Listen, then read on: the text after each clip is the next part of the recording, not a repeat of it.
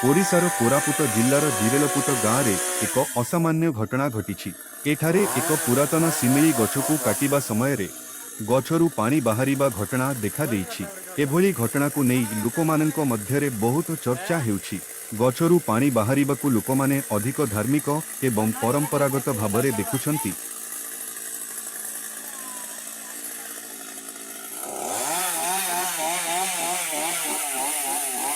ଯେଉଁଠାରେ ଗୋଟିଏ ପ୍ରାଚୀନ ତଳ୍ପ ଗଛକୁ କାଟିବା ସମୟରେ ଅସାମାନ୍ୟ ଭାବରେ ପାଣି ବାହାରୁଥିଲା।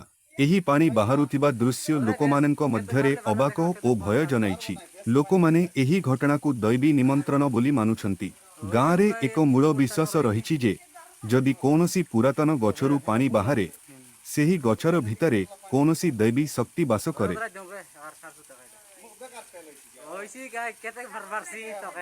ଏହି ଧାରଣା ଲୋକମାନଙ୍କ ଭିତରେ ଆଶ୍ଚର୍ଯ୍ୟ ବିଶ୍ୱାସକୁ ଜନ୍ମ ଦେଇଛି। ଅନେକ ଲୋକ ଏହାକୁ ଗାଁର ପାଇଁ ଏକ ଭଲ ସଂକେତ ବୋଲି ମାନୁଛନ୍ତି ଓ ମନ୍ଦିରରେ ପୂଜା ପାତକା ଆରମ୍ଭ କରିଛନ୍ତି। ବୈଜ୍ଞାନିକ ଦୃଷ୍ଟିକୋଣରୁ ଗଛରୁ ଅଗଠିତ ଭାବରେ ପାଣି ବାହାରିବା ଏକ ପ୍ରାକୃତିକ ପ୍ରକ୍ରିୟା ହୋଇପାରେ।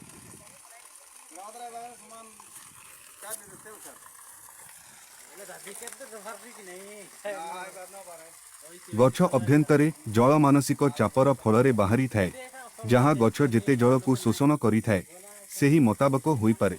तथापि एहार निश्चित कारण निर्णय करिबा पई अधिक गवेषणा आवश्यक। एक पुरातन सिमिली गछरु पानी बाहरिबार घटना निश्चय ही रोमांचक और आश्चर्यजनक। एपरी घटनागुड़िक प्राकृतिक असामान्यतार फल होई पारे, जहाँ अनेक समय लोकंक आकर्षण करिथाए। सेठारे थिबा मूल हेउ बा गछर आंतरिक क्षति पई एपरी पानी बाहरी थाई पारे।